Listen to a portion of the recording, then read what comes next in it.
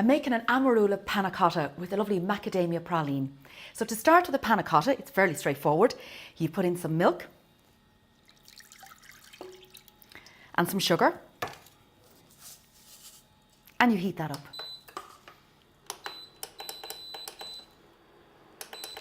All you really want to do is bring it to just off boil, and more importantly, you need to be sure the sugar's melted.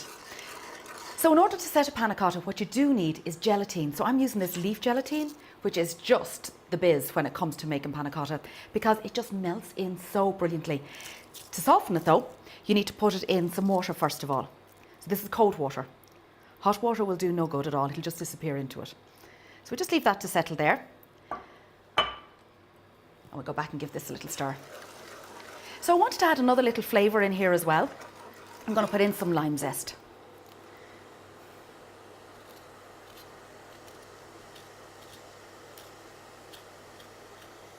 So lime zest is going to work really nicely with the amarula. If you didn't have amarula to hand, something like an Irish cream liqueur would work very, very nicely in this recipe. But the lime zest will just cut through the richness. You could, of course, put lemon zest in. You could put in some star anise if you wanted a little different flavour, or a cinnamon stick, or orange zest would be very nice as well. So this is just off the boil and the sugar's melted. Now let's check the gelatine. Perfect. See the way it's just softened up. It's important at this point to squeeze all that excess water out. You don't need that in the recipe at all, but you definitely need it to be pliable like it is now. Oh, left one behind. And in that goes to the hot liquid. And then you stir it in the hot liquid and it literally just melts in. It's so easy to use.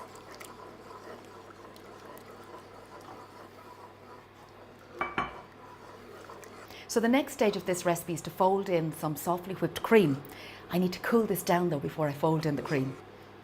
So while the milk and lime and gelatine mix is just cooling down, I'm going to start on the praline. And in order to do that, I need to melt some sugar.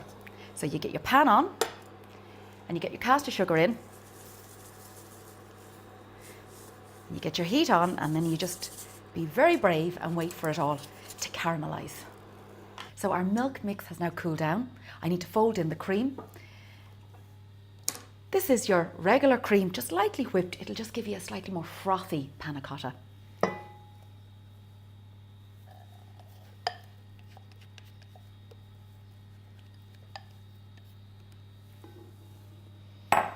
Now onto the important stuff. This is amarula, and I'm going to put in a dash of that now. Well, a good dash of it. It is a cream liqueur and it's made with the marula fruit, and it's actually particular to South Africa. Apparently it's a favourite with the elephants as well. The marula fruit, that is, not the liqueur per se. So now in some of that goes a generous quantity, I would say.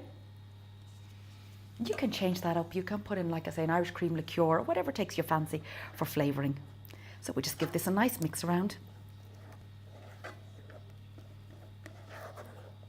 So as it is, it's lovely, but we need to set this. So into a jug. I find pouring the mixture into a jug rather than straight into the glass is quite handy.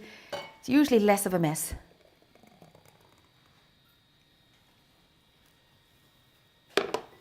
And in we go. It's really nice to do this in pretty glasses.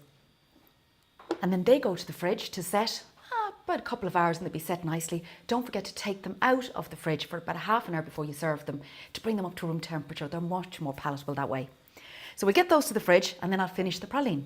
And remember to take them out of the fridge about a half an hour before you're about to serve them. It just brings them up to room temperature and they're much more palatable that way. It sets really quickly. So now the sugar has melted and I have this lovely caramel. So you just pour it onto baking parchment like this.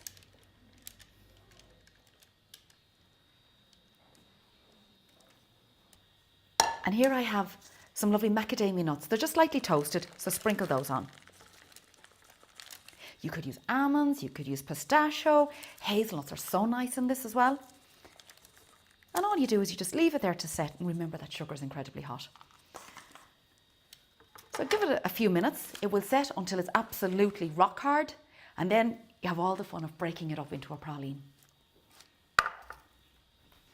This is it. You can break it into shards if you want, but to make a praline, you can put it in a food processor, of course.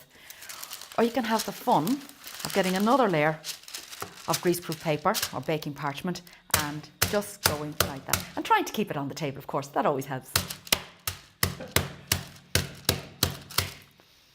Right.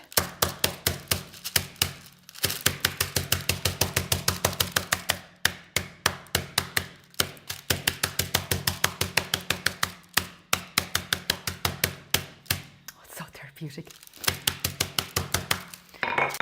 Now let's see how we're getting on. Oh, look at that. It's absolutely gorgeous. They're like baby gems, really. And all you do is, when your panna cotta comes out, you sprinkle that on the panna cotta. It's also really nice just for garnish of a plate. So the panna cotta's been out of the fridge for about 30 minutes. It's at room temperature, and it's at this point you put the praline on. If you put it on too early, it'll melt into it a little bit. So all you do is get it like this, and you just sprinkle around like that. And what this does is it brings a beautiful crunchiness to the dish. So you've got your softness of your panna cotta and the lovely crunch of the praline.